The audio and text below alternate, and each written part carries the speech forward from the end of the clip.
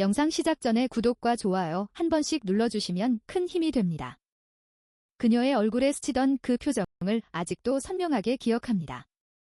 제가 건넨 봉투가 호텔바 테이블 위를 미끄러지듯 움직일 때 그녀의 입술은 또 다른 거짓말을 지으려 했지만 그 서류들은 침묵 속에서 더 큰 진실을 말했습니다.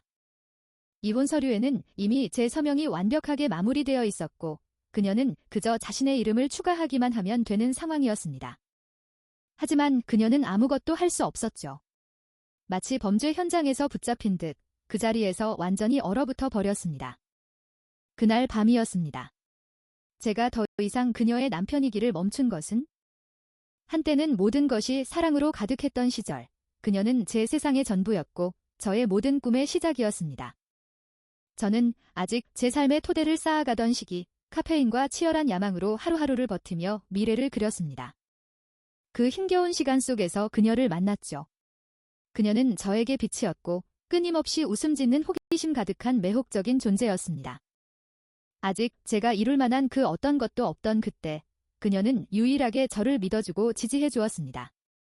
우리는 순식간에 결혼했고 어쩌면 그 모든 것이 너무 성급했던 결정이었는지도 모릅니다. 저는 결혼 서약 안에 굳건한 충절이 당연히 내재되어 있을 것이라고 굳게 믿었습니다. 그녀는 수년 동안 헌신적인 사랑을 마치 두 번째 피부처럼 몸에 두른 듯 저를 완벽하게 속여왔습니다. 그 완벽했던 껍질이 언제부터 서서히 벗겨지기 시작했는지 저는 전혀 알아차리지 못했습니다. 그 모든 변화의 시작은 바로 그녀의 점점 더 잦아지는 업무 출장이었습니다. 처음에는 그녀의 성장을 진심으로 응원했습니다. 그녀가 사회적으로 더욱 크게 발전하기를 바랐으니까요. 영상 시작 전에 구독과 좋아요 한 번씩 눌러주시면 큰 힘이 됩니다. 하지만 어느 순간부터 우리 사이에 침묵이 드리워지기 시작했습니다. 늦은 밤이면 그녀는 밖으로 나가 수상한 통화를 했죠. 낯선 향수 냄새가 그녀의 귀가를 알렸고 그녀의 포옹은 기계적인 형식으로 변해버렸습니다. 결정적인 증거는 제가 보지 말았어야 할 메시지였습니다. 같은 호텔, 같은 방, 벌써부터 기다려져. 그 문구는 제게 깊은 칼날처럼 박혔죠. 저는 소리치거나 분노하지 않았습니다. 그저 빛나는 화면을 멍하니 응시할 뿐이었죠. 그 단어들이 제 심장에 선명히 새겨질 때까지 말입니다. 그리고 저는 조용히 미소 지었습니다. 그녀는 자신이 영리하다고 생각했겠죠. 하지만 배신당한 제가 어떤 존재가 될 수 있는지 전혀 알지 못했습니다. 복수는 시작되었습니다. 감정은 나약함일 뿐이 저는 모든 감정을 걷어냈습니다. 마치 파멸을 설계하는 건축가처럼 생각했죠. 첫 번째 단계는 기반을 확고히 하는 것이었습니다. 그녀가 눈치채지 못하게 저는 공동자산을 조용히 옮겼습니다. 공동계좌를 비우고 모든 투자금을 제 이름의 신탁으로 이전했죠. 그녀가 상황을 알아챌 때쯤엔 이미 쟁취할 어떤 것도 남아있지 않을 것이었습니다. 두 번째 단계는 정보 수집이었습니다. 저는 그녀를 한 번, 그리고 또 한 번 미행하며 모든 것을 확인했습니다. 그의 이름과 얼굴, 그리고 그의 치명적인 약점들까지 낱낱이 파헤쳤습니다. 이제 모든 것이 준비되었습니다. 영상 시작 전에 구독과 좋아요 한 번씩 눌러주시면 큰 힘이 됩니다. 그 남자는 겉으로는 성공한 사업가처럼 보였지만 제 눈에는 그저 썩어가는 속을 감춘 허울 좋은 가면일 뿐이었습니다. 저는 그의 모든 어두운 비밀, 감춰진 과거의 흔적들을 끈질기게 추적했죠. 그렇게 수집된 정보들은 그를 한순간에 무너뜨리기에 충분한 치명적인 무게를 지녔습니다. 세 번째 단계는 바로 완벽한 타이밍을 포착하는 것이었습니다. 그녀의 다음 해외 출장이 이미 달력에 정확히 표시되어 있었죠. 제가 아무것도 모를 거라 확신했던 그녀의 오만함, 그것이 저의 가장 날카로운 무기가 되어 주었습니다. 실행의 순간 저는 그녀보다 하루 먼저 그 도심 속 호텔에 도착했습니다. 그들이 예약한 스위트룸 바로 맞은편에 제 방을 예약하며 조용히 자리를 잡았습니다.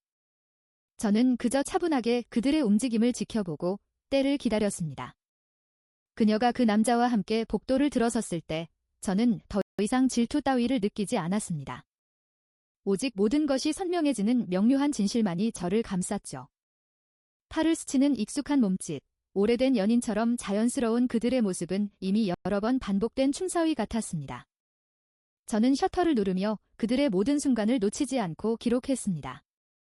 순간의 웃음, 스치는 손길, 그리고 명백한 배신의 모든 흔적까지 말이죠. 증거가 충분히 확보되자 저는 더 이상 지체할 이유가 없었습니다. 그날 밤 호텔 라운지 바에서 그녀를 홀로 마주했습니다. 미리 준비해둔 이혼 서류를 내밀며 저는 차분하지만 흔들림 없는 목소리로 말했습니다. 그녀는 당황한 기색이 역력했고 말을 더듬으며 설명을 위한 시간을 애원하기 시작했죠. 하지만 이미 모든 결정적인 증거들이 그녀의 눈앞에 완벽하게 놓여 있었습니다. 저는 담담하게 우리의 결혼 생활이 끝났음을 고했습니다. 그리고 서명하지 않으면 그녀는 모든 것을 잃게 될 것이라고 분명히 경고했습니다. 영상 시작 전에 구독과 좋아요 한 번씩 눌러주시면 큰 힘이 됩니다. 다음 날 아침, 도현의 컨설팅 회사에는 익명의 소포들이 들이닥쳤습니다. 내부 고발자의 증언, 위조된 거래 내역, 그리고 은밀히 찍힌 사진들까지 제가 치밀하게 준비한 파멸의 증거들이었죠. 정오가 채 되기도 전에 도현은 모든 직무에서 정직 처분을 받았습니다. 일주일이 끝나기도 전에 그의 사회적 명성은 완전히 무너져 내렸죠. 저는 소리치거나 비웃거나 어떤 만족감도 표현하지 않았습니다. 그저 모든 것에서 조용히 사라졌을 뿐입니다. 서연에게는 제가 남긴 처참한 관계의 잔해만이 남겨졌습니다. 그렇게 5년의 세월이 침묵 속에 흘러갔습니다. 저는 그 시간 동안 조용히 저 자신을 재건했습니다.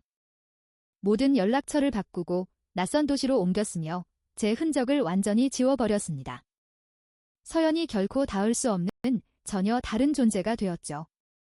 복수보다도 자유가 훨씬 더 달콤하게 느껴지는 순간들이었습니다. 그렇게 믿었습니다. 그녀에 대한 소식을 다시 듣기 전까지는요. 우연히 만난 지인이 우리의 과거를 전혀 모른 채 커피잔을 사이에 두고 서연의 이름을 언급했습니다. 서연 씨 소식 들었어요. 그 끔찍한 사고 말이에요. 저도 모르게 몸을 앞으로 숙이며 귀를 기울였습니다. 그녀는 심각한 교통사고를 당했지만 기적적으로 목숨은 건졌다고 했습니다. 하지만 예전에 화려하고 완전했던 모습은 아니라고 했습니다. 이동 능력을 상실했고 빛나던 직업도 늘 쓰고 다니던 완벽한 가면도 모두 잃었다고 했습니다.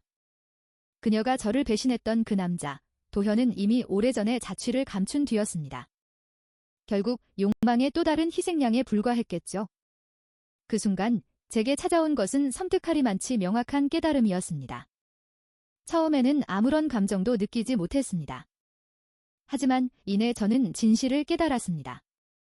더 이상 제가 직접 그녀를 벌할 필요가 없었습니다. 인생 자체가 이미 그녀에게 가장 잔혹한 형벌을 내리고 있었으니까요. 제 복수는 그녀가 사고를 당하기 한참 전에 제가 이혼 서류를 내밀고 침묵 속에 사라졌을 그 순간에 이미 완벽하게 완성되었던 겁니다. 저는 그녀를 파멸시키지 않았습니다. 그녀 스스로가 파멸의 길을 선택했고 저는 단지 그 길이 더 선명해지도록 현명하게 비켜섰을 뿐입니다. 그 궁극적인 만족감, 5년 전 제가 설계했던 모든 것이 완벽하게 들어맞았다는 확신. 죄책감은 단 한 조각도 없었습니다. 배신은 그 어떤 자비도 받을 자격이 없으니까요.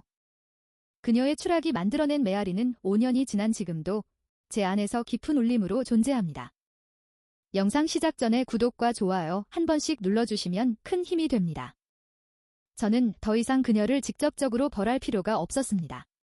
운명이라는 이름의 심판자가 저 대신 모든 일을 아주 잔인할 정도로 완벽하게 처리했으니까요. 한때 세상의 모든 영광과 부를 갈망하며 화려한 삶을 살았던 강지영은 이제 누구도 기억하지 못하는 초라한 작은 아파트에서 간병인의 보살핌을 받으며 세상에 완전히 잊혀진 채 하루하루를 연명하고 있었습니다. 그녀는 재혼이라는 선택은커녕 과거의 성공을 재건하려는 그 어떤 시도조차 할 수 없었습니다.